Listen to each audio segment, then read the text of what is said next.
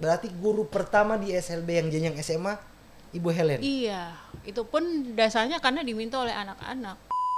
Masuk di waktu itu SLB untuk jenjang SMA itu langsung dari Pak Weni, dari kepala dinas Diknas waktu itu langsung diangkat jadi PNS kah Oh atau? enggak, itu waktu itu kita masih pernah juga di sana itu ada tunarungu yang kuliah, Oke. tapi cuma 1 semester. Setelah itu Ada yang mahasiswa kan biasa mahasiswa penelitian. iya.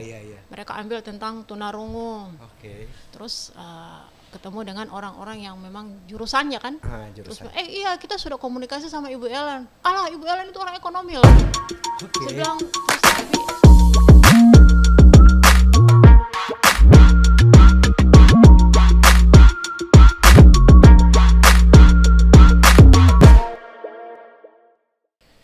Teman-teman semua, assalamualaikum warahmatullahi wabarakatuh. Hari ini kedatangan Ibu Helen Podungge. Selamat datang di Seram Inspirasi, Bu. ya terima kasih Pak. Iya, beruntung sekali ini hadir seorang. Sebenarnya latar belakangnya tadi saya sudah baca-baca, ini menginspirasi sekali. Bu Helen guru selama 17 tahun ya sampai Iya. saat ini ya. Gurunya ini PNS kah atau? Ya, saya awalnya itu Pak di SLB ya. SLB. Saya Ya? awalnya di SLB ya. Itu SLB ada- zaman yang di Jalan Kenangan ya? Iya, Oh, SLB di situ. Kota. SLB Kota. Oh. Iya. Tahun berapa itu Bu di situ? Saya awal di sana itu sekitar tahun 2008. 2008. Sekitar 2008, tapi ketika berkecimpung di disabilitas khusus tunarungu itu sekitar 2004-2005. Oke, berarti sebelum jadi guru mengajar di SLB memang sudah aktivitasnya sudah dengan aktivis di dengan dunia ini ya, tunarungu. teman-teman tunarungu ya. Iya. Bu, sebentar ini apa namanya, orang-orang yang mau mendedikasikan hidup mereka itu untuk teman-teman yang tunarungu, pokoknya berkebutuhan khusus lah, itu kan jarang sekali. Nah, saya penasaran Bu, yang pertama kali Ibu pikirkan gitu, kenapa sampai jangan dulu deh ke tunarungu gitu, guru dulu ini guru ini kan masya Allah luar biasa ininya kepikirannya. Oke, waktu itu saya belum guru Pak. Oke. Jadi awalnya itu saya jadi guru itu karena mereka. Oh, berarti tidak ada sama sekali rencana untuk jadi guru? Belum ada. Saya kan anak ekonomi. Oke. Anak ekonomi tapi kesasarnya di SLB. Di SLB bukan dari PGSD atau apa? Bukan. Ya. Bukan. Ekonomi murni gitu ya. Ekonomi murni. Justru waktu itu saya awalnya itu diminta oleh orang tua kuliah di UNG, jadi guru saya nggak mau. Oke, memang tidak mau sama sekali Saya jadi nggak guru. mau jadi guru. Memang orang tua saya, ibu saya guru, tapi saya nggak mau jadi guru. Oke. Waktu itu cita-citanya pengen jadi apa Bu? Saya biasa kan jujur, ada. saya ingin jadi pengacara. Oke, sarjana Sukanya, hukum. iya, sukanya di situ. Tapi kenapa S1 malah ke ekonomi? Harusnya kan ke hukum. Iya, waktu itu memang pernah ya, waktu itu lulus di Unsrat Oke. di Fakultas Hukum pada saat itu, cuman tidak diizinkan oleh orang tua. Oh ya biasalah. Biasa anak cewek itu kan ya. Kalau Iya. cowok lain lagi ceritanya itu. Makanya Oke. pada saat itu saya waktu itu ada kegiatan di luar setelah kuliah saya di luar daerah, terus kembali ke Gorontalo dan di situ saya lihat pada saat itu masih zaman sekolah apa ya, zaman waktu itu di SMP 6. Oke. Saya lupa ya, tapi sebelum inklusi. Nah, di sana ada anak 3 orang disabilitas pada saat itu. Di SMP 6-nya. Iya, mereka Oke. di SMP 6 saat itu mereka ingin melanjutkan SMA. Dan akhirnya yang lucunya itu pada saat itu masih zamannya Pak Fadel. Maaf Oke. ya bicara politik Iya, ya, tapi nggak apa-apa, memang nggak apa-apa. kenyataannya seperti itu. Iya, iya. Mereka datang ke saya sampai suruh bilang, kita orang ini mau suka kuliah, mau suka Mau suka sekolah. tapi orang mau lanjut di mana? Nah, pada saat itu sudah ada SLB waktu itu. Oke. Sudah ada waktu itu. Dan mereka pun kasih nomor kontaknya Pak Fadel. Saya bilang, aneh juga ini anak-anak ini tunarungu tapi mereka punya nomornya. Oh, Pak udah Fadel dapat luar nomornya biasa Pak Fadel, kan? iya. mereka kasih, mereka coba nggak SMS SMS begini isyaratnya kan, kirim iya. Ya sudah, saya bikin redaksinya, saya sampaikan, Pak ini ada anak-anak tunarungu Daksa ingin melanjutkan sekolah. Nah sudah, malamnya itu saya kirim, biasa kan Pak Fadel itu bahas SMS itu kan sekitar jam-jam 12 ya. Iya biasa kalau pejabat. Sudah dikirim jam 6 sudah langsung balas. Oh ya, datang ke rumah dinas. Oh sempat berarti dibalas juga sama Pak Fadel? Iya, dibalas.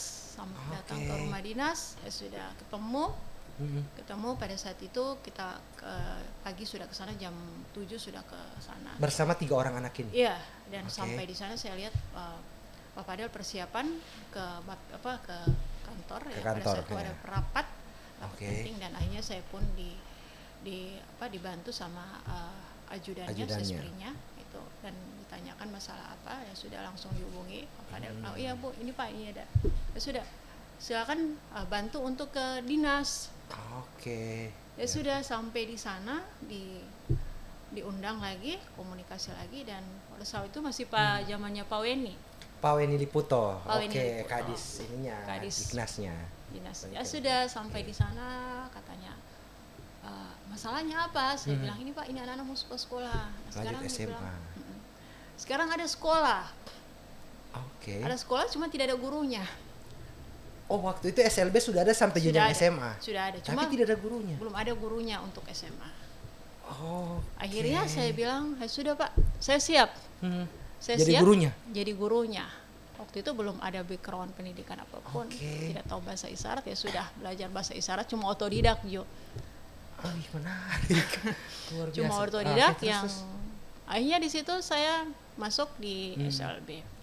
Oh, jadi masuk. Berarti guru pertama di SLB yang jenjang SMA Ibu Helen. Iya, itu pun dasarnya karena diminta oleh anak-anak.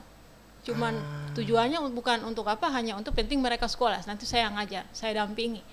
Tidak peduli bagaimana caranya, mau belajar dulu ini bahasa isyaratnya. Tidak, penting sekolah dulu. Penting saya sudah bantu mereka itu dari awal. Bu, saya penasaran, kenapa Ibu mau bantu mereka? Padahal kan Ibu Helen ini kan punya cita-cita gitu, mau jadi pengacara sebagainya, dan tidak ada sama sekali kepikiran untuk jadi guru gitu. Kenapa 3 orang ini bisa men-trigger Ibu untuk bantu mereka ke Pak Fadel, ke Pak Weni? Kebetulan salah satu tunarungu itu sepupu saya. Kebetulan sepupu saya. Dan saya pun kadang-kadang sempat lihat mereka itu, rumah saya kan di depannya itu rumah anak sepupu saya kan. Saya lihat mereka itu pagi, siang, malam itu berkumpul. Akhirnya saya penasaran. Saya datangi, saya bilang ini lagi apa? Katanya mereka bilang bahasa isyaratnya itu lagi ini. Lagi bicara ngomong-ngomong. Saya tanya bicara apa? Pokoknya semua bicara pokoknya. Akhirnya di situ saya cari informasi, kira-kira ada tidak ya organisasi khusus mereka. Organisasi, lembaga, apapun itu. Lembaga atau apanya, saya dapat informasi ternyata ada yang namanya Kerkatin. Saya data mereka, kirim surat ke Kerkatin pada saat itu. Ya, sudah. Kerkatin. Ya? Gerkatin. Ya. Itu di Gorontalo atau di Jakarta? Di Jakarta, berarti di Gorontalo saat itu belum ada. Tidak ada sama sekali komunitas atau lembaga. Tidak ada sama sekali. Tidak ada sama sekali. Nah itu pertama saya yang untuk komunitas di Gorontalo itu saya pertama. Ibu Helen yang komunitas penggagasannya, komunitas pertama di Gorontalo itu saya. Yang masuk yang Gerkatin itu ya? Iya, saya yang rintis awalnya itu. Nah di situ saya bentuk sekitar, ya sudah dari pusat minta Bu Helen coba kasihkan 20 orang dulu. Saya sudah, bukan cuma 20 orang, saya kasih 30-40. Ini banyak sekali. Hanya langsung dapat surat, langsung saya dapat SK dari pusat, situ sebagai pendamping normal tunarungu. Pendamping normal tunarungu. Iya, pendamping normal tunarungu. Hanya di situ saya mulai bikin program. Kita pernah kerjasama dengan Handicap Internasional. Terus kita kegiatan sosialisasi. Nah dari situ hanya saya makin betah di SLB. Hanya sudah makin betah di SLB. Kalau pikir kan kalau bicara apa ya? Ya ini jalan sunyi ini, Ya, tidak semua ekonomi orang. dan tiba-tiba jadi guru Seorang tunarungu guru. itu kan aneh ya. Guru, kemudian guru untuk anak-anak yang berkebutuhan khusus Iya, itu khusus punya tunarungu. skill lebih itu, bukan hanya soal mengajar. Jujur tidak ada. Saya itu pun berani ikut magang itu nanti sekitar tahun berapa ya? Tahun 2016. Bu, yang saya penasaran, masuk di waktu itu SLB untuk jenjang SMA, itu langsung dari Pak Weni, dari kepala dinas Diknas waktu itu langsung diangkat jadi PNS kah Oh atau enggak, itu waktu itu kita masih PTT, pegawai PTT? tidak tetap. Oke, pegawai tidak tetap. Bukan, guru abdi. Gajinya berapa? 250 saat itu. 250.000. 250.000. Itu pun kadang kita terima 3 bulan. Oke, rapelan di rapel ya. Tapi oke, bisa bertahan sampai sejauh ini tuh saya trigger ibu apa sih sebenarnya, Bu? Bisa Iya. sampai di samping sepupu tadi ya, oke itu ikatan keluarga. Tapi kan oke, harusnya setelah itu mereka sudah ya udah selesai tugas ibu gitu. Tapi kenapa sampai ke Kartin ini harus Nggak tahu, saya ngumpulin? juga nggak tahu ya. Mungkin dari hati sendiri, memang hati yang kecil memang saya lebih ini ke mereka. Bahkan saya sudah di SMK pun, saya pingin bahwa sekolah saya itu menerima anak disabilitas tunarungu. Oke.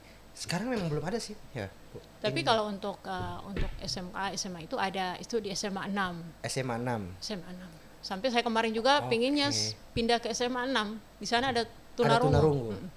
Oke, berarti memang saat ini tidak, kalau di kita bicara Gorontalo ya, tidak semua sekolah yang mau menerima anak-anak yang berkebutuhan khusus. Harusnya sekolah itu kan nanti harus sekolah inklusi.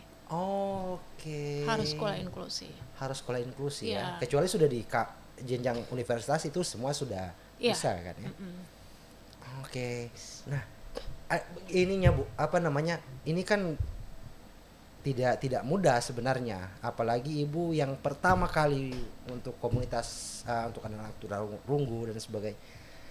Ininya Bu, tantangan yang ibu hadapi waktu, apalagi waktu itu kan dapatlah surat jadi apa namanya pendamping normal ya, pendamping normal. Nah, untuk aktivitas kegiatan teman-teman tunarungu ini ibu, Nah, tempatnya itu di mana, rumah ibu kah atau? pakai rumah saya. Oke. Pakai rumah saya. Sampai itu dengan adanya saya aktif di situ, saya biasanya kan lebih kalau orang ini kan lebih senang ikut pengangkatan kan, saya anak ekonomi harusnya kan mungkin keluar daerah kemana. Saya enggak, saya tetap bertahan di situ. Keluarga ibu, Ya orang tua bagaimana itu jujur aktivitas yang ibu kalau lakukan? saudara sih mereka komplain juga kenapa saya harus mendedikasikan sedangkan diri saya pun Ya, tidak. uh-uh. Ini kan artinya dalam tanda kutip mengorbankan masa depan yang orang sudah susun jauh hari, tapi kemudian berubah karena 3 anak ini pertama. Iya, akhirnya dengan di situ saya jalani dan alhamdulillah kemarin juga langsung mungkin dengan kesabaran saya alhamdulillah sempat ikut sertifikasi, alhamdulillah dapat juga, terus beasiswa S2 juga dapat. Dapat. Terus juga kemarin juga kan lulus 3K. P3K. Kemarin juga dapat, sampai kemarin juga ada beasiswa lagi kan. Oke, untuk S3 bukan? Pokoknya beasiswa tapi ditolak. Tapi ditolak karena ingat lagi nah ketika ini lembaga ini, ketika saya keluar daerah lembaga ini. Ya sudahlah, cukup, penting ya buat makan pun sudah cukup gitu. Sebentar, dari tadi ngomong soal lembaga. Berarti 2004 ibu sudah mulai berkecimpung dengan dunia itu, 2008 masuk SLB yang ini gitu. Kepikiran untuk bikin ini, teman-teman, Ibu Helen itu saat ini ada yayasan namanya Helen Wemberti ya? Iya. Oke. Nah, ini yayasan apakah memang cikal bakal dari yang Gekartin tadi atau gimana gitu? Ya, oke. Kalau Kerkatin itu kan dia khusus tuli. Oke. Khusus anak-anak tuli. Dan awalnya saya bikin sanggar itu dia karena saya waktu itu di SLB, saya melihat bahwa anak-anak ini perlu kegiatan ekstrakurikuler di luar sekolah. Harus tetap juga ada mengasah ilmu mereka. Tapi di Gorontalo itu sendiri kan tidak ada. Tidak ada di Gorontalo sendiri, tidak ada, hanya untuk orang-orang normal atau orang dengar. Misalnya ikut karate atau apa kan, untuk tunarungu kan tidak ada. Ya sudah, saya inisiatif bikin sanggar untuk mereka.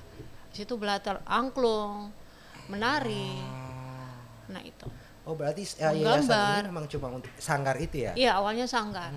Oh Dan, oke. dan itu setelah dari sanggar itu kita pernah melakukan advokasi. Advokasi itu pendampingan anak yang pernah terlibat hukum juga ada.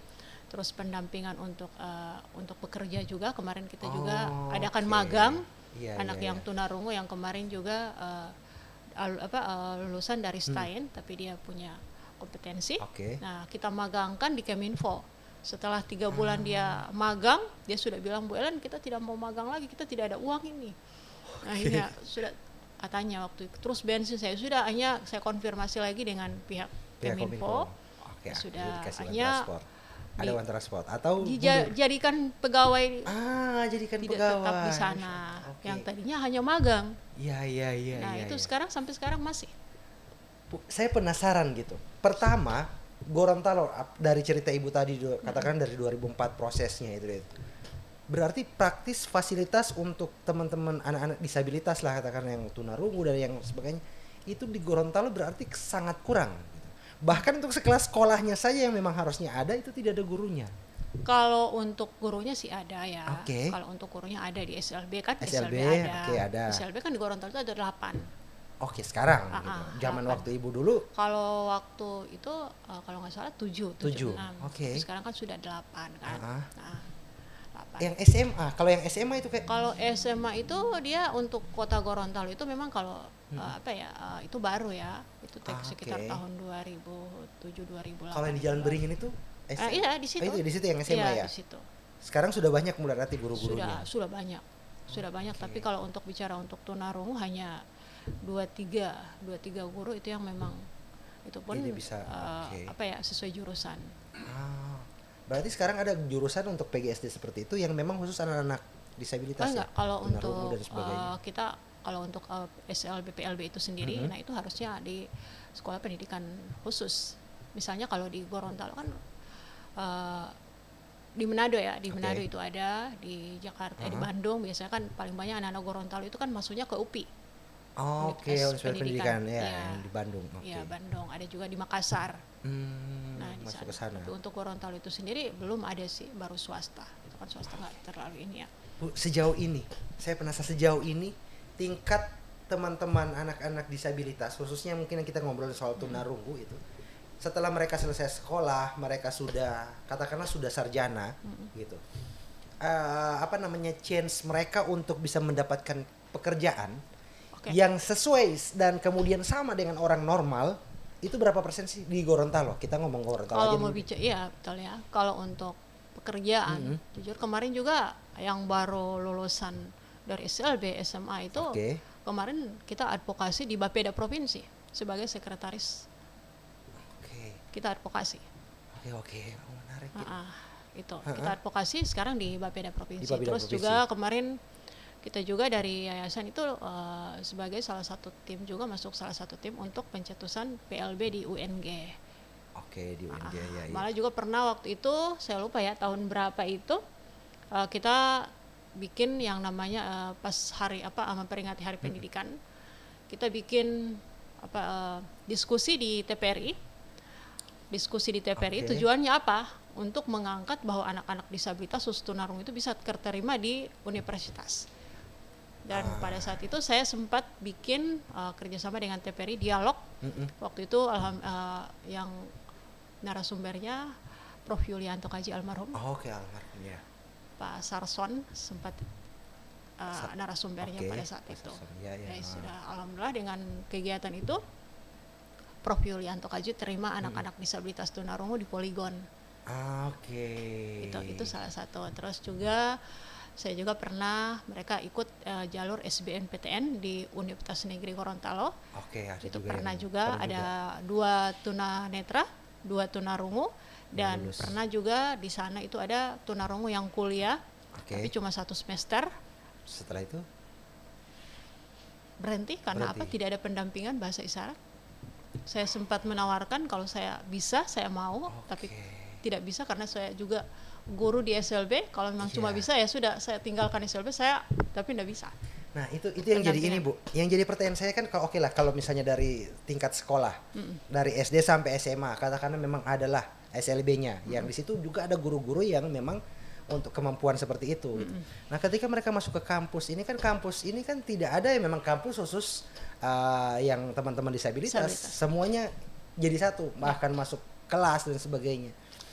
Itu kalau kemarin memang di Gorontalo ya belum ada, tapi sudah ada di Bina Taruna ya, baru ya. Bina Taruna, tapi sebelumnya saya waktu di SLB ada sudah dua sekarang mereka 2 orang di Makassar. Jadi mahasiswanya? Iya, mahasiswanya. Kalau misalnya cara mereka, saya penasaran itu ketika di dalam kampus misalnya, katakanlah sedang ada dosen dan sebagainya. Kan dosen, mohon maaf juga, ya banyak juga dosen yang pasti nggak tahu bahasa isyarat dan sebagainya gitu. Dan rata-ratanya kalau yang sudah di universitas ya, itu mereka harus bahasa isyarat. Sudah paham bahasa isyarat. Ininya dosennya? Oke. Kalau tidak memang paling tunarungu yang mereka terima itu ya rungu wicara, yang masih ada sisa pendengaran dan masih mampu untuk berbicara. Oke. Gitu. Bukan total. Kalau di ini tempat Ibu ada yang memang ada ketemu sama yang total seperti memang? Oh, banyak. Banyak ya? Banyak. Di tempat saya ada. Bisa di tempat saya ada. Tantangan apa sih, Bu, yang biasa kalau misalnya ketemu orang namanya anak-anak yang tunarungu total seperti itu? Ya kalau yang total itu kan kita menggunakan bahasa isyarat. Semua full bahasa isyarat ya. Full. Nah, itu mereka ketika masuk ke dunia jenjang ke mahasiswa itu ada? Oh, kalau itu nggak ada. Yang ya? total itu nggak ada. Berarti praktis berhenti sampai SMA? Iya, SMA. Oke. Agak susah kalau yang total. Itu sama yang total. Di daerah lain ada nggak? Misalnya ada yang sudah satu universitas yang memang sudah menyediakan untuk teman-teman disabilitas seperti itu, atau tunarunggu total lah katakanlah, yang memang pengajarnya juga sudah. Kalau selama ini saya tahu di kampus itu paling banyak anak-anak yang disabilitas yang rungu itu yang ringan, sedang. Ringan, ya. Tapi kalau yang total itu. Tapi jadi kasihan juga. Tapi minimal dorang kalau yang ini kan kalau sama dengan di Gorontalo itu sendiri kan mereka diarahkan ke usaha. Jadi ini usaha ya, gitu. Ini usaha. Sekarang juga kan sekarang sudah ada salah satu namanya kedai tuli. Oke. Kedai tuli itu kedai semua. Tuli, kedai tuli itu semua tunarungu semua di situ. Di Gorontalo, Bu? Iya, di Gorontalo, di Jalan Pramuka di bawah naungan Yayasan Putra Mandiri. Ada tunarungu semua. Kedai tempat minum kopi dan sebagainya gitu. Iya, semuanya tunarungu semua. Mampir ke sana. Semuanya tunarungu semua di sana. Oke, dan berarti kalau misalnya kita orang datang ke sana, ya berarti harus pakai bahasa isyarat juga. Iya, tapi ada nanti. Ini salah satunya Ustadz Ilyas. Oh, ya Masya Allah ya, sayang sekali kita bantu di sana memfasilitasi anak-anak. Jadi kayaknya next kita bikin podcast seperti ini tapi di tempat Ibu di sana, keren kayaknya ya. Nanti didampingi sama juru bahasa isyarat. Tanya ke mereka nanti juru bahasa isyarat yang translator bisa. Bu, maaf banget ini. Selama ini gerakan-gerakan yang Ibu bangun gitu, pendampingan dengan anak tunarungu, bahkan kemudian sudah punya yayasan sendiri yang Helen Wimberti. Wimberti gitu. Nah, maaf ya saya potong. Orang kadang bertanya, Helen Wimberti itu nama saya, itu bukan. Ya, Ibu Helen Dunggio kan? Saya Helen Podungge. Helen Podungge ya. Wimberti itu Helen itu nama bukan nama saya ambil dari seorang disabilitas tunarungu dan netra, Helen Keller. Oh iya. Helen Keller, seorang disabilitas dunia. Saya pikir namanya Ibu di Helen itu. Enggak. Terus Wimberti itu saya ambil nama dari seorang pekerja sosial Amerika. Seorang perempuan pekerja sosial Amerika, fisiknya seperti saya, tinggi, kurus, nah itu namanya Wimberti. Jadi kalau Helen itu bukan nama saya, itu seorang disabilitas. Orang berpikir itu nama saya, tidak. Berarti dari Helen Keller ini ya? Iya, Helen Keller, adopsinya Helen Keller. Wimbertinya ambilnya seorang pekerja sosial di Amerika. Oke, Bu, kepikiran itu sampai ke sana gitu.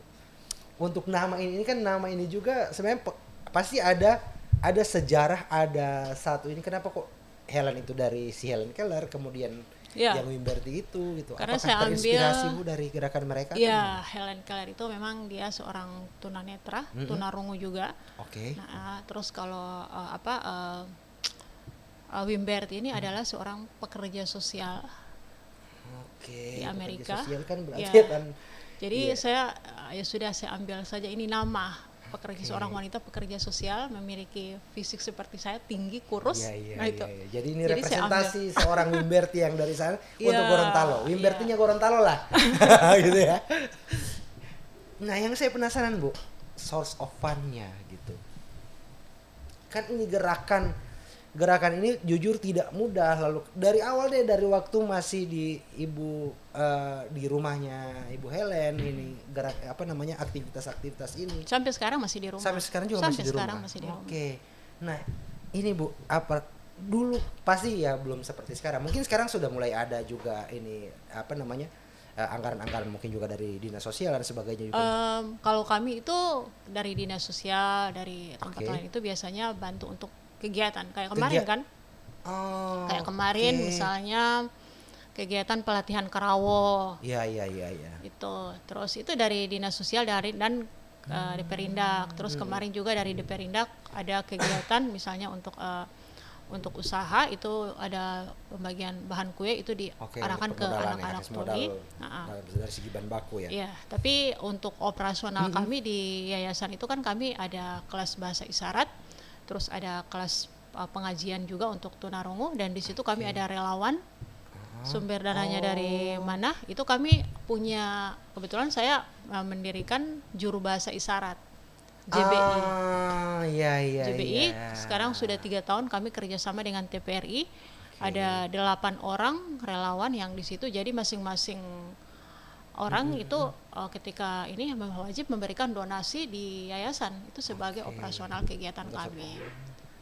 Oke, jadi memang sudah mandiri ya, berarti kan Ya. ada ininya, ada penghasilan sendiri Ya, gitu. memang dari pemerintah juga sering mengajukan, beneran kasih masuk proposal ini. Saya bilang beban juga sih kalau ada proposal itu kan, apalagi saya Iya. kerja ngajar terus nanti ada yang ini kan, sudahlah takut masalah, mendingan yang ada dulu. Iya, iya, Kalau iya, kegiatannya iya. jalan gitu kan.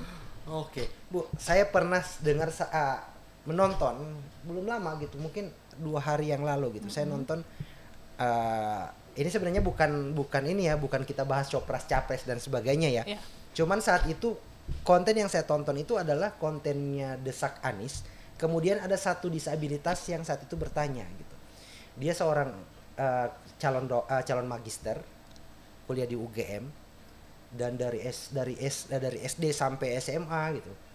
Dia disabilitasnya ini sih bukan Fisik. fisik gitu. Cuman kata dia di Indonesia gitu, bahkan sekelas kampus UGM gitu,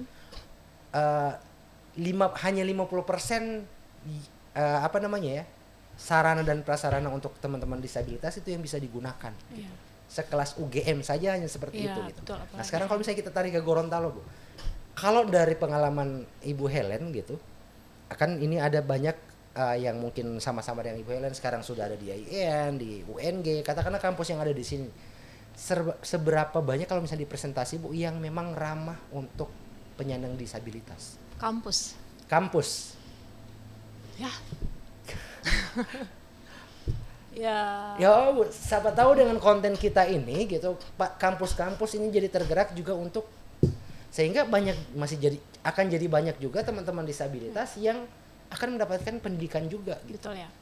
Kalau untuk tunarungu itu sendiri ya. Kalau tunarungu kita sebenarnya ngomongin soal tunarungu kalau deh. untuk tunarungu ya mungkin kalau untuk dari aksesibilitas itu yang paling cuma alat bantu dengar. Oke, dan itu Cuman mahal itu. biasa. Tapi kalau misalnya yang cacat fisik, Oke. kasihan ya. Ada juga di salah satu universitas yang cacat fisik, ya otomatis mereka harus tadinya misalnya kuliah di lantai dasar, nggak tahu ke lantai 2, lantai 3, nah itu kan kasihan masih menggunakan, itu kan gitu. susah kan. Dan Itu masih sekarang juga ada. kampus di Gorontalo belum ada yang pakai lift gitu. Nah, itu. Saya cuma pernah lihat satu yang pakai lift cuma di rektorat UNG. Ya. Bukan di kampusnya, Bukan bukan kampusnya. di untuk Gimana ininya. dengan anak disabilitas cacat fisik? Ya. Kalau rungu kan tidak jadi masalah. Mereka Oke, cuma alat perlu bantu dengar. alat bantu dengar, Heeh. hearing aid. Nah itu. Oke, nah ini bisa jadi ini teman-teman yang para pemangku-pemangku kebijakan di universitas ya. Cuman yang menarik, Bu, yang ingin saya ini di gerakan-gerakan yang Ibu buat saat ini gitu. 17 tahun Ibu di dunia pendidikan. 20 tahun. Kita 20 mau tahun 20 ya? tahun. 20 tahun? Mau 20 Oh, tahun oke, dengan dari dunia dulu. disabilitas. Oh iya, dari 2004 ya. 2004 mau 20 tahun. 20 tahun. Nah, ada momen ndak yang ibu merasa gitu, kayaknya udah deh, ada titik di mana saat itu ibu pengen menyerah aja gitu, udah sampai sini Jo, yang penting kita so bikin gitu, nanti tunggu siapa yang mau kasih lanjut. Ada sih. Oke. Ada, kebetulan sekarang juga sudah ada ketika kita lihat ada lembaga baru yang lembaga yang sama. Dan ada. Lembaga yang sama, dan ketika ada anak-anak yang ada di saya dan sudah di tempat lain, ya saya rasa itu sudah kadang-kadang juga kok ketika mereka dari saya ini sudah seperti ini loh, terus tiba-tiba ada yang ngambil sudah enakan kan? Ini kita rintis dari awal, nah itu. Tapi saya bilang ya sudahlah. Ini kan hanya sementara kan, minimal mereka juga bisa bukan cuma di ya. saya, minimal lebih berkembang lagi di tempat lain. Oke. Cuman yang sekalian kalau kita ngobrol soal ini deh, kita ngobrol soal Helen Wimbertinya gitu. Yeah. Berarti ini yayasan ini bukan hanya saja yang tunarungu ya sekarang ya? Enggak, tunarungu, khusus tunarungu. Oh, khusus tunarungu? Iya, khusus tunarungu. Okay. Saya enggak campurkan. Itu ribet Pak kalau kita campur. Oh ya, satu saja ya, kalau misalnya saya tidak punya skill seperti itu pasti. Iya. Dan juga kalau kita campur, otomatis tidak terlayani. Iya benar. Tidak terlayani. Untuk apa kita berkecimpung di situ dan tidak ada manfaatnya untuk mereka? Hanya kita kumpulkan. Nah, kadang-kadang kan orang bikin lembaga kan. Ya, semua dihantam. Dihantam, terus nanti ada bantuan, dipanggil. Kalau saya enggak. Pada akhirnya hanya untuk pemenuhan kuota. Iya, jadi betul. dieksploitasi. Iya, banyak kan? Seperti itu. Betul. Banyak seperti itu. Banyak saya sering temukan seperti itu. Palsu. Iya. Yang ini Bu, kalau di Helen Wimberti sendiri gitu, ada enggak yang memang tunarungu total gitu? Ada, banyak. Banyak. Gitu. Ada berapa orang, terus itu ada, kan kebetulan mereka itu kan anak-anak yang ada di SLB ya. Oke, anak-anak yang di SLB, mereka sore datang setiap hari Sabtu Minggu itu kegiatan di sana. Nah, itu banyak yang total, dan di situ tetap kita ada kita bantu mereka dengan terapi bina wicara.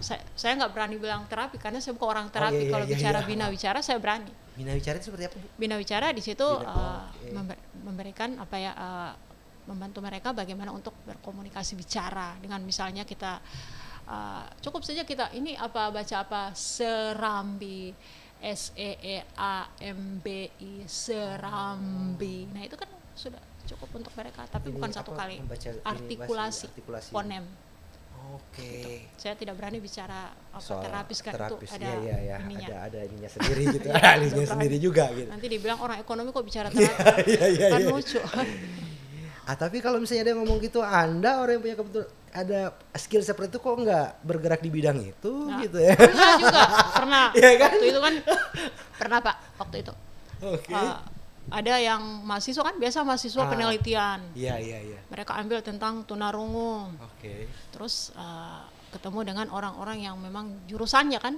Terus iya, kita sudah komunikasi sama Ibu Ellen. Ibu Ellen itu orang ekonomi loh. Oke. Saya bilang, terus tapi mereka jawab, tapi dia orang ekonomi, tapi dia punya komunitas. Kemudian ada aksi yang beliau lakukan. Itulah makanya pernah juga kan di salah satu ini kadang jangan Ibu Ellen, tapi dia orang ekonomi. Nah, hanya karena di situ ya sudah saya ambil S2 manajemen pendidikan. Tesisnya tentang apa? Tentang konsep perencanaan pembelajaran khusus tunarungu. Nah, itu lagi mentoknya lagi di situ. Pas ujian tesis, lama lagi. Dosennya nggak paham. Dosen pengujinya yang tidak paham. Iya, dosen pengujinya nggak paham. Masalah lagi di situ. Minta diganti judul. Saya nggak mau. Ini kan sudah lama. Kalian yang ganti dong. Ayo, mana yang bisa atau nggak mau saya ajari. Itulah memang banyak tantangannya. Makanya saya ini Bu, dan memang di dosen-dosen yang ada sekarang mungkin ya mereka sudah paham gitu. Tapi ya kita harus fair aja gitu. Kalau misalnya ini pasti ada juga yang tidak ini. Bukan tidak ribet Pak. Ribet. Kan harus baca lagi kan mereka kan. Berarti kan tidak mau belajar lagi gitu. Betul. Pada akhirnya kasihan adalah, makanya Bu, saya berpikiran gini Bu. Bayangkan kalau misalnya orang-orang yang tunarungu total ini, dia tidak mau jadi pengusaha, dia tidak mau pengusaha, dia mau sekolah, dia punya cita-cita untuk jadi pengacara misalnya seperti ibu. Wow. Bayangkan Susah. berapa, misalnya katakanlah berapa orang di Gorontalo saja atau di yayasan ibu gitu. Berapa orang yang anak-anak seperti itu yang harus menguburkan cita-citanya karena keterbatasan fasilitas dan sumber daya yang harusnya mereka ada gitu. Ya, kalau untuk Rongo Total itu memang agak susah Pak ya. Itu tidak bisa bantu dengar ya, alat bantu dengar itu Kalau nggak bisa pakai ya. alat bantu dengar itu memang agak susah juga kan, itu sudah tidak ada sisa pendengaran sisa lagi. pendengaran Dan sama alat sekali. bantu dengar itu Pak lumayan, harganya lumayan mahal. Lumayan mahal ya. Saya, Ya. ada teman saya anaknya itu ada ini, kemudian mungkin bukan alat bantu dengar ya, apa dioperasi dari kecil gitu. Operasi dari kecil. Iya, itu ratusan juta. Iya, gitu. betul. 400-an kalau nggak salah kemarin dia ngomong ke saya. Itu kan kalau apalagi kalau ditanam. Iya, implan. Ditanam di luar. Implan apa? Implan, Kolea. implan, Ah, Korea, implan kornea. iya. Implan kornea itu kan ditanam di Iya, dalam. ditanam di dalam. Itu kan risikonya kan. Nah, itu banyak seperti itu yang Ada ini nggak Bu? Kalau Ibu pernah nggak kepikiran sama Ibu gitu? Ini orang, saya kepikirannya karena kalau misalnya yang tidak yang masih ada sisa sisa pendengaran. pendengaran, oke, sudah ada solusi sekarang Iya. gitu dengan alat bantu dengar gitu. Yang apa namanya, yang Tuli total. saya emosional loh. Tuli total. Ini saja Pak Ilyas ini tadi ini kan saya dapat telepon dari Bu Ellen, kita minta pendampingan yang bisa bahasa isyarat, ada kasus di kantor polisi. Ternyata katanya Pak Ilyas nggak bisa bahasa isyarat. Nah kan, Ini kan nggak bisa bahasa isyarat, solusinya gimana? Kita menggunakan lagi anak tuli yang akan berkomunikasi dengan dia. Dan anak tuli yang paham bahasa isyarat akan sampaikan ke Pak Ilyas, dan Pak Ilyas akan sampaikan ke penyidik. Jadi dia segitiga. Panjang sekali. Iya, itu solusinya. Gitu. Makanya kadang-kadang kita juga dari Yayasan Helen Wimber itu sendiri, ketika ada pelatihan-pelatihan untuk di pemerintahan, misalnya dari pengadilan, mereka menggunakan bahasa isyarat. Itu kan bahasa isyarat itu ada dua. Bahasa isyarat yang digunakan di SLB itu dia menggunakan CB. Sedangkan bahasa isyarat anak tuli khususnya itu bahasa tuli yang memang murni mereka yang buat, itu adalah bahasa Bisindo. Dan bahasa CB itu adalah bahasa isyarat yang sudah ditetapkan oleh pemerintah, oleh pemerintah. Kamusnya yang tebal. Kalau Bisindo kan itu dia masing bahasa isyarat yang memang bahasa sehari-hari mereka. Bahasa gitu. sehari-hari mereka. Gerakannya mereka itu kan beda. Seperti contohnya kan mereka seperti telaga kan mereka pakai isyaratnya gini, telaga. Nah kalau di bahasa isyarat dari pemerintah harus itu sendiri huruf telaga. Nah ini mereka tidak langsung, itu yang disebut dengan bahasa isyarat Bisindo. Dan kalau misalnya di ini Bu, yang dikuasai mungkin oleh para pengajar dan sebagainya, rata-rata yang Bisindo ini ya. Kalau pengajar kan mereka lebih ke pemerintah. Sibil ya namanya. Sibi, Sistem Isyarat Bahasa Indonesia. Tapi ketika bicara Sibi, nah itu kan itu hanya anak-anak yang ada di SLB. Dan setelah lulus itu pada notabene rata-rata yang ada setelah lulus mereka nggak mau Sibi lagi. Mereka maunya Bisindo. Panjang soalnya gitu. Iya. Kalau bilang kan itu pakai awalan imbuhan. Tapi bagusnya Sibi itu ketika anak-anak misalnya bikin skripsi yang tunarungu kan itu menggunakan itu lagi kan. Nah, bagaimana dengan anak-anak yang tidak sampai melanjutkan ke perguruan tinggi yang bikin misalnya bikin apalah, mereka bikin proposal proposal gitu. Kan yang membentuk karya ilmiah kan itu. Sejauh ini Bu, tantangan paling besar bahkan sampai sekarang yang mungkin sampai sekarang Ibu pun belum temukan solusinya gitu. Yang saat ini gitu. Ada enggak Bu? Kalau saya itu berharap ya kalau bisa ya di masing-masing, kalau untuk komunikasi ya mungkin di masing-masing SKPD ya. SKPD itu harus ada satu orang minimal bisa bahasa isyarat. Itu saja. Dan bahasa isyarat itu salah satu kan hambatannya kan di situ. Hambatannya di situ. Anak-anak tunarungu kan hambatannya di situ. Ketika misalnya mereka mau kemana tapi tidak terlayani komunikasi kan itu hambatannya di situ. Apalagi di pelayanan publik. Itu. Ke Capil misalnya mereka mengurus KTP di sana tidak ini gitu. gitu. Kemarin juga kita sempat MOU dengan rumah sakit. Oke, nah itu juga ini tuh Ya, kita MOU dengan rumah sakit untuk pelayanan khusus tunarungu. perawat-perawatnya Iya, gitu. kemarin MOU dengan rumah sakit Mm-mm. Ainun, Oke. rumah sakit Siti Hadijah, rumah sakit Otanaha, Bayangkara, itu kita MOU dan di situ Model juga MU-nya bagaimana Bu sih? Ininya dengan mengadakan pelatihannya kah atau? MOU-nya ada kalau dari rumah sakit salah satu rumah sakit itu ada pelatihan. Terus dari rumah sakit yang lain mereka minta ketika ada anak atau keluarga yang memiliki hambatan disabilitas tunarungu, mereka akan telepon kita, mereka butuh pendampingan. Oke, rumah sakit bayangkan UGD gitu. Iya. Harus telepon dulu itu kalau tengah malam. Ya kalau harus. Oke, cuman memang ini jadi menarik gitu. Teman-teman semua yang nonton juga karena ya mau tidak mau mereka ini kan teman-teman kita yang disabilitas ini kan mereka tidak memilih untuk jadi seperti itu. Jadi ketika ada satu faktor yang itu tidak bisa komunikasi bagus dengan mereka, ya bukan mereka yang harus berusaha untuk mencari solusi gitu. Iya, betul. Iya kan? Betul. Nah, kita kalau misalnya kadang mungkin orang berpikir misalnya kita minta bahwa anak tunarungu ini bisa berbicara, itu salah loh. Susah. Untuk mengucapkan huruf A saja, ya biar bisa tercapai huruf A itu agak susah, lama. Energi juga. Energi. Kenapa kita tidak pakai saja bahasa isyarat? A, udah kan? Oke, selesai. Gitu. A, B, C, D. Ya, minimal itu A, ya yang B, bisa di C, ini. D. Nah, itu kan lebih cepat dibanding kita paksakan mereka untuk belajar artikulasi. Dan ketika anak yang tidak punya anak yang memang nggak ada pendengaran total, pakai alat bantu dengar. Alat bantu dengar itu nggak mahal. Mahal juga biaya perawatan, betul. terus terapinya. Kenapa kita tidak menggunakan bahasa isyarat saja? Apalagi kan sekarang sudah inklusi. Ya. Kalau di Gorontalo sendiri yang sekolah-sekolah inklusi yang sudah. Kalau yang di Gorontalo sendiri itu kalau SMA itu setahu saya ada SMK 2. Oke, SMK 2 untuk SMK 2.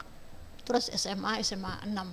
Oh, iya. SMA 4. Kemarin SMA 4 kita yang di Wongaditi ya. Iya. Nah, itu pun kemarin kita ketemunya di situ itu pas kita kan lagi bikin film. Film tentang pendidikan inklusi. Nah, ternyata di sana ada inklusi. Dan anak-anak tuli pun mereka kaget. Ternyata di sana ada ada satu orang disabilitas tunarungu dan tidak ada bullying. Tidak ada, malah mereka ke sana itu kan kadang kalau mereka itu kadang datang ke sekolah, pernah mereka kan datang ke sekolah saya. Nah, mereka kayak risih kan, ada yang ini ketawa ini. Nah, ketika mereka datang di sekolah inklusi yang ada temannya mereka itu, mereka merasa aman. Sampai ada salah satu siswa langsung WA ke kepala sekolahnya ingin pindah ke situ yang main film saat itu. Dari yayasan. Dia siswa dari SLB. Ini ingin pindah di sana. Karena dia merasa nyaman. Itu biasanya itu lingkungan. Tapi di sana lingkungannya alhamdulillah di SMA 4 itu sudah bagus. Sudah bagus ya. Buktinya ada tunarungu di sana. Rasa nyaman. Keren. Ya, gitu. Cuma jujur Bu, saya sekitar 4 tahun saya posisi pernah bekerja di salah satu bank swasta di Indonesia sebagai HRD gitu. Tidak pernah kepikiran di saya saat itu adalah bagaimana kalau ada penyandang disabilitas yang nanti akan melamar kerja di perusahaan yang saya tempat kerja itu, jujur gitu.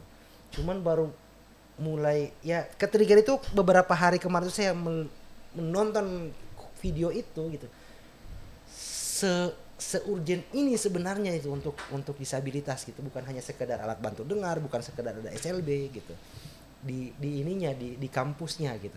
Nah, kalau misalnya Bu saat ini teman-teman yang dari pemangku kebijakan dan sebagainya yang ada di Gorontalo lah gitu nonton orang punya konten hari ini gitu, saran apa sih ya Bu yang Ibu minta deh gitu, kebijakan atau apapun, fasilitas apapun yang harus ada di setiap pelayanan publik di Gorontalo gitu.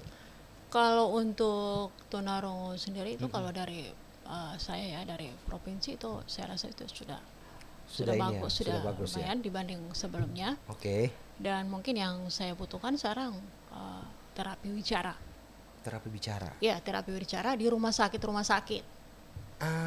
Ini terapi bicara yang di rumah sakit ini yang memang sangat jarang sekali. Oke. Dan itu kan bisa ini kan oleh orang tua kadang-kadang untuk pemasangan implan ya, misalnya untuk pemeriksaan pun itu kita harus mendatangkan yang dari luar daerah, Jakarta, Makassar, ahli memang untuk ahlinya itu. Terus kemarin juga kita dari yayasan itu sendiri ada 2 anak yang ingin pasang implan itu salah satu biar alat bantu yang dipakai itu nggak longgar kan, itu kan harus dipahat kan, pahat. Nah itu harus ke Manado lagi.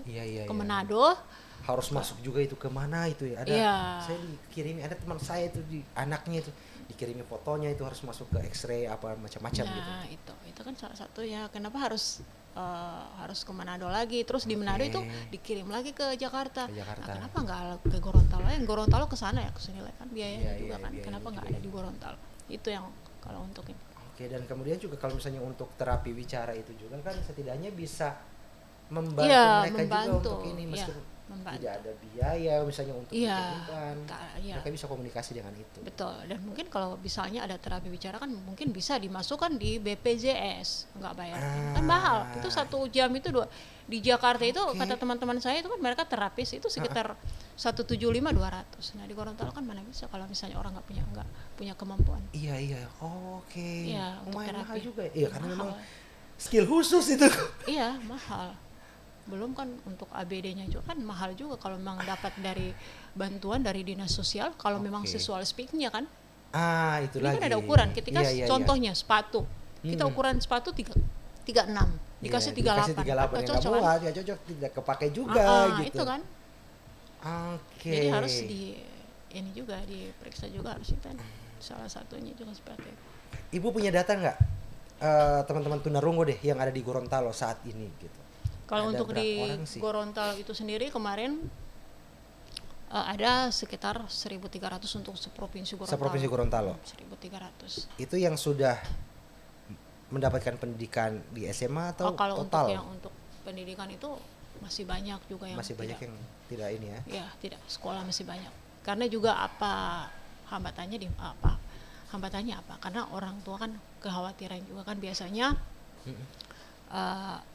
dari misalnya transport juga kan ke sekolah itu kan, transport. Terus juga masih ada juga sih yang berasumsi bahwa ini anak seperti ini mau jadi apa? Makanya saya pernah lakukan ketika untuk merubah mindset orang tua sepupu saya sendiri.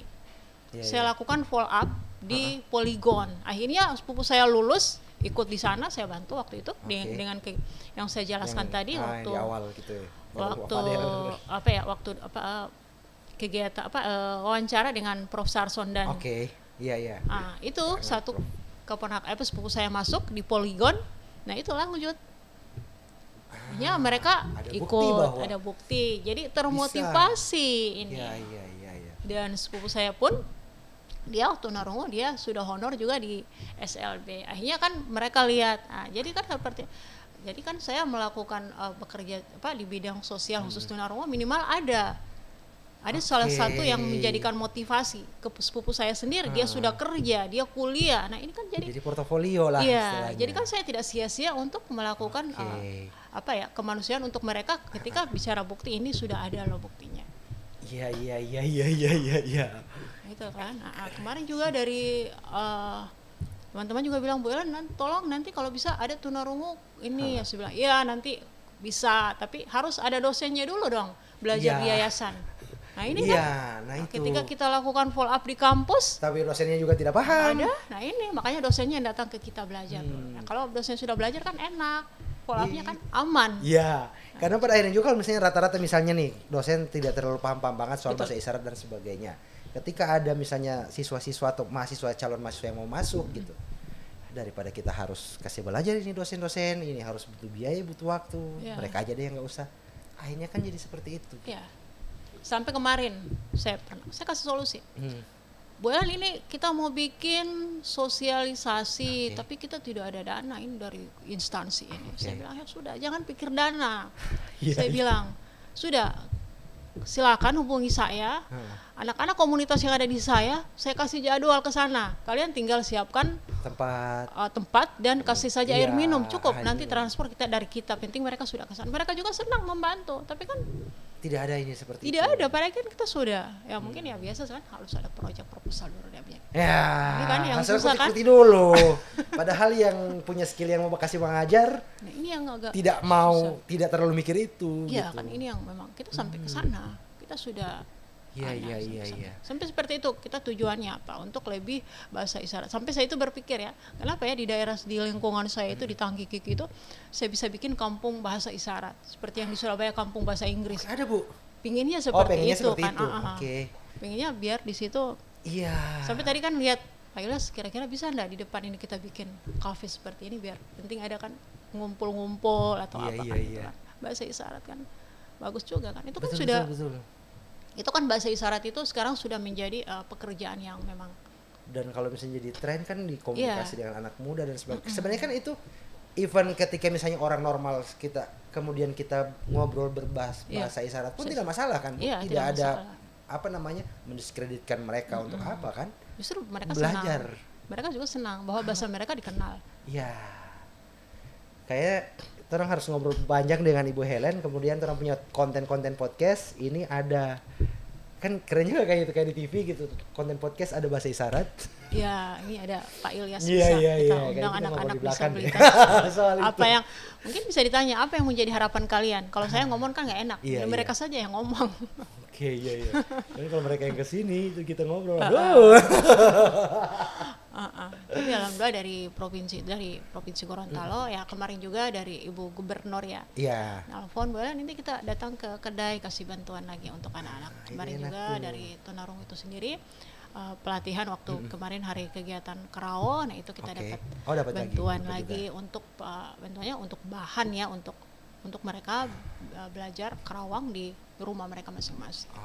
Kasih alat dan soft skill yang mereka dapat. Saya lebih nyamannya itu olah sendiri, jangan di yayasan. Saya hanya ngumpul mereka dan kontrol, jangan ngasih di yayasan. Tambah urusan lagi deh. Tambah urusan. Saya kerja kan minimal sudah mendedikasikan cukup saja kan, biar nanti yang lain ya itu saja. Iya. Total sudah berapa sih Bu yang keluar masuk, yang datang dan pergi di yayasannya Ibu, yang DP anak-anak? Kita itu kan nggak terlalu banyak Pak, ngapain banyak-banyak tapi tidak tersentuh kan. Ya kemarin itu sekarang kita ada sekitar 10 relawan itu untuk taman pengajian. Itu yang ngajar itu anak-anak mahasiswa dari STAIN, kita kolaborasi juga. Kita libatkan juga anak-anak mahasiswa STAIN jurusan tarbiyah, mereka juga datang ke situ untuk belajar. Dan juga saya ketika mereka datang di situ sudah lama ya, saya kasih reward, saya kasih belajar bahasa isyarat lewat dari Makassar, lewat Zoom. Nah itu jadi setelah itu ketika mereka bahasa isyaratnya sudah bagus, ya sudah saya kasih lagi di TPRI. Jadi kan jadi ada umpan baliknya kan itu. Tuh tadi berarti di yayasan Ibu ada juga ini ya taman pengajian ya untuk tunarungu. Ada. Yang kasih pengajar untuk ininya dari teman-teman YIN. Iya, teman-teman YIN dan Tuli. Yang Tuli. Iya. Prosesnya juga sama ya, pas pakai bahasa isyarat. Pakai bahasa isyarat ini Ustadz Ilyas juga yang sering paham. Makanya Ustadz Ilyas harus undang juga untuk bagaimana bicara tentang agama. Kalau agama ini serahkan ke Ustadz Ilyas, lebih paham. Kayaknya memang harus next episode kita jadwalkan bikin dia di tempatnya Ibu deh kayaknya. Kita boyong ke sana ini buat bikin konten di sana. Tapi berbeda berarti Bu ya, kalau misalnya ilmu yang pendidikan yang biasa untuk baca tulis dan kemudian dengan baca Quran dan sebagainya, penerapannya berbeda berarti ya? Tetap mereka menggunakan syari juga, dan juga itu dari Kemenak itu sudah ada Al-Quran isyarat. Ya kalau yang ini kan ada braille gitu ya, kalau yang untuk yang tunanetra gitu, braille. Jadi sudah ada. Rungu juga sudah ada Al-Qurannya. Kemarin kita itu dari Kemenak itu kerjasama untuk sosialisasi itu, tapi sangat disayangkan dari Gorontalo? Pemerintah, dari sekolah itu sendiri nggak ada yang Jangan tahan-tahan Bu, kalau misalnya mau tidak masalah Bu. Enggak ini saya juga kurang paham juga sih mau bilang ini, tapi kita sempat ada juga sosialisasi itu. Kayaknya kan anak-anak lebih condongnya belajar di kita dan mungkin dari pihak sekolah mungkin ada yang nggak paham, jadi anak-anak sudah paham duluan. Iya. Itu kan kita antisipasinya di situ. Bener. Biar yang di sana nggak paham ya udah anak-anak aja yang paham lah. Nanti biar anak-anak kalau bisa anak-anak yang ngajar. Yang ngajar di situ Iya, gitu. yang bantu. Itu kan harus di. Oke, benar. Karena kita bicara tunarungu kan, tunarungu itu banyak yang harus diberikan ke mereka. Karena pada saat praktis ketika dia tidak bisa mendengar juga pasti susah ngomong. Iya, Itu satu susah. paket Bu ya, Iya. memang seperti itu. Makanya kalau mereka pakai alat bantu dengar, nah itu alat bantu dengar itu kan hanya untuk membantu saja. Untuk mendengar, tapi Iya. ngomong juga tetap Ngomong harus terapis. capek. Ah, Iya ya. kan? Jadi kan saya lebih entengnya ke bahasa isyarat lah. Biar kalau misalnya kan kalau kita di sini kita kan tidak perlu teriak-teriak ngambil Iya, kita tinggal Iya. ini saja kan paham. Benar. Kayak kalau di pramuka kan ada semafor gitu kan. Itu. Oke. Bu, posisi sekarang capek nggak? Sebenarnya kalau bicara capek ya. Tadi saja di sekolah ada kegiatan. Oke. Di sekolah itu kan saya penanggung jawab bank sampah dari pagi sampai sore. Nah, terus tiba-tiba ada lagi yang telepon dari yayasan, "Bulan kita minta juru bahasa isyarat." Oh iya siap. Terus lagi buka lagi WA, cek siapa yang bertugas hari ini di TPRI, jangan sampai lupa untuk ini. Iya, Nah itu aktivitas sehari-hari, ngajar, bikin perangkat, pulang sekolah jam 4, jam 5, lanjut bikin perangkat lah, bikin lagi program yayasan, kira-kira kita mau bikin apa. Ya sudah dijalani saja Pak, nggak usah. Keluarga gimana Bu? Alhamdulillah keluarga sudah aman iya, ya. tidak Tidak masalah sudah, lagi dengan iya. aktivitas yang Ibu bikin. Sudah dijalani saja Pak. Kalau istirahat kan ya itu berarti kita sudah mati kan. Oke. Logikanya seperti capek. itu. Mau istirahat Selagi itu nanti. masih kita mati istirahat itu nanti sudah kita tidak mampu berbuat apa-apa. Selagi kita mampu ya itu lakukan. Oke. Itu Kepikiran nggak misalnya untuk ke teman-teman disabilitas yang lain gitu, bukan tidak fokus cuma tunarungu? Saya ke tunarungu Pak. Ke tunarungu saja. Masih Bagus, banyak 20 yang tahun. pasti yang lain lah. Ya, Kasih berbagi yang lain, ya. Berbagi. Oke. Makanya sering juga kan yang daksa, yang Iya. netra sampai komplain. Bu Ellen, kenapa Ibu Ellen cuma tunarungu semua enggak ini? Saya bilang, sudah kalian ke Ada ini cari saja." kesempatan. Ya, Ya, jangan ambil kasih. samu ini pahala Bu. Bagi-bagilah. Ya kan kalau untuk semua disabilitas kan repot Pak, ya sudah tunarungu kan minimal alhamdulillah yang sudah ada yang di Bapeda, mereka sudah ada kuliah, ada yang Oke. nah itu Cuman memang isu ini banyak sekali tidak terbahas. terbahas nanti politisasi Pak. Bahkan saya konten 0435 itu ada Bu, konten yang memang khusus politik yang Bahas itu di tentang situ para caleg semua yang ngomong. Tidak ada satupun yang membahas soal bagaimana kebijakan untuk Ya, disabilitas. makanya itu yang gitu. susah kan. Ya. Nah, ini saja Perda di Gorontalo kan baru. Perda soal disabilitas. Iya, disabilitas sudah kemarin sudah ada. Sudah ada, Hanya itu. ya. Nah, penerapannya ini yang PR nih. Iya, makanya itu kan.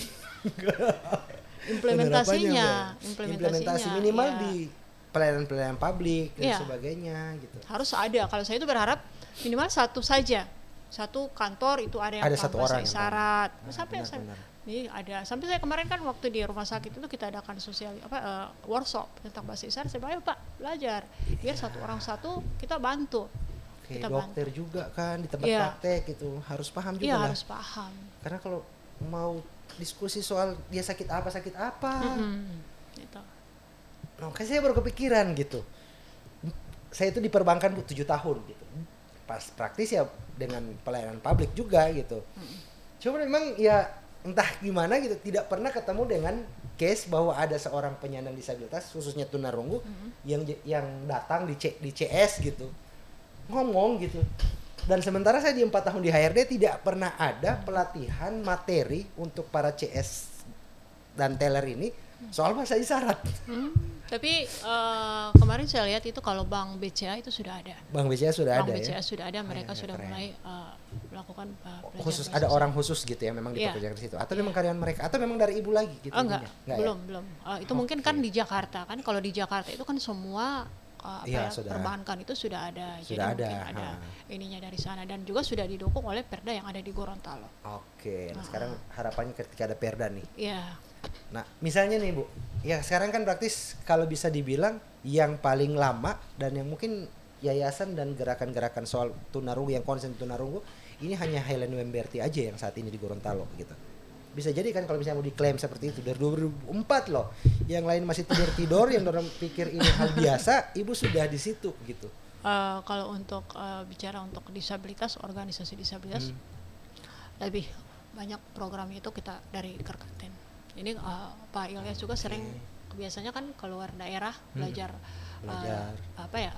Jamaah Tabligh kan beliau. Ya sudah biasa bawa tunarungu lagi ketika beliau. keluar ini 3 hari, 40 hari gitu. 40 hari ini Ustadz Ilyas yang bagiannya di situ. Wih, Masya Makanya Allah. saya lihat saya sudah dipanggil saja biar sekalian kan kolaborasi. Iya. Ada berapa orang? Saya masih ini Bu, mudah-mudahan ada solusi sih, dan bisa jadi mungkin itu solusi datang dari yayasan Ibu gitu. Untuk soal orang-orang yang emang tidak bisa mendengar sama sekali dan kemudian mereka bisa kuliah, menyandang status sarjana, bahkan yang mungkin jadi magister. Ya jadi kalau doktor, untuk itu gitu. Pak agak susah ya, kalau yang punya total itu agak susah. Kalau untuk yang jadi magister, kalau untuk disabilitas ringan itu Masih ada ya? Sama Ada. dengan Surya Saetapi itu kan. Surya Saetapi putranya Dewi Yul. Nah itu kan lagi pertama S1-nya itu D1-nya di Inggris, sekarang S1-nya di Rochester Amerika. Dan itu kalau di Rochester itu sempat Surya kan WA kan ke saya tanya kan gimana. Ternyata di sana itu dosen-dosennya itu paham semua. Nah itu kan keren. Paham semua, dan ternyata di sana ada salah satu universitas itu di Rochester itu Amerika itu khusus tunarungu. Bahkan sudah ada satu universitas yang memang khusus tunarungu. Ada, malah pernah juga teman saya cerita waktu itu di Australia, rela dari Universitas Australia bikin lift untuk satu disabilitas di sana. Nah itu yang ada jarang sampai sekali ada gitu. Bangun gedung bertingkat-tingkat tapi tidak ada lift. Hanya satu disabilitas pada saat itu ya sudah sampai dibikinkan lift pada saat itu, cerita teman saya. Kan banyak mereka kan yang kalau untuk bicara tuli itu sudah banyak yang berhasil. Ada mereka kayak Surya Saetapi dia di Rochester Amerika. Ada Adi dia di Hong Kong, ada Laura dia di Hong Kong. Banyak mereka Pak. Pada akhirnya mereka yang tidak menyerah dengan keterbatasan yang ada. Iya, dan mereka ini menjadi motivasi untuk anak-anak disabilitas. Seperti Surya itu kan, Surya Adi. Nah, itu salah satu motivatornya anak-anak disabilitas. Jadi ininya mereka role model orang lain bahwa bisa nih gitu. Dan mereka pun sekarang sudah jarang ya, ketika mereka kan punya komunitas. Jadi ketika ada isu-isu tentang ini, mereka disabilitas begitu tunarungu pun mereka punya pilihan sendiri. Mereka sudah tahu pilihannya karena mereka punya ada komunitas sendiri. gitu. Ada komunitas. Siapa yang harus mereka. Bu, misalnya gini Bu, katakanlah saat ini anak-anak yang ada di yayasan Ibu, yang para teman-teman dari tunarungu ini lagi nonton gitu. Ya memang mungkin mereka tidak bisa ini karena kita tidak ada ini gitu. Cuman semisal mereka nonton gitu, Ibu ada satu pertanyaan misalnya dari mereka. Mereka biasa panggil Ibu Helen apa? Ibu Helen atau ada panggilan khusus gitu? Kalau tunarungu itu kan punya panggilan khusus. Misalnya mereka lihat ciri khas. Kalau saya kecil, kurus. Kecil gitu. Iya, begini. Ibu ini. Nah, gitu. kalau Ustadz Ilyas gini ya. Iya. Ini. Gitu ya. Ada. Jadi mereka itu kita ketemu dengan Bapak, mereka akan lihat apa kira-kira bahasa isyarat yang.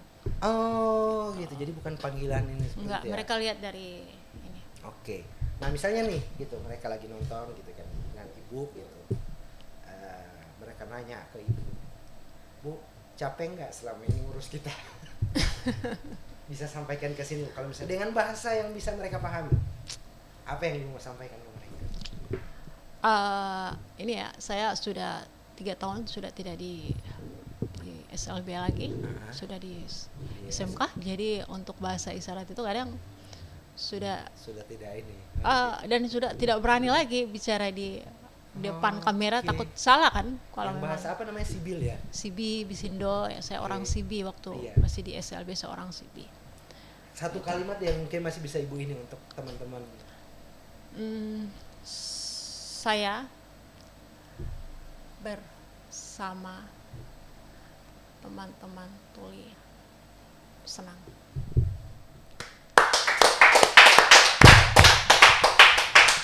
Bu Helen, terima kasih untuk dedikasinya. Apa namanya?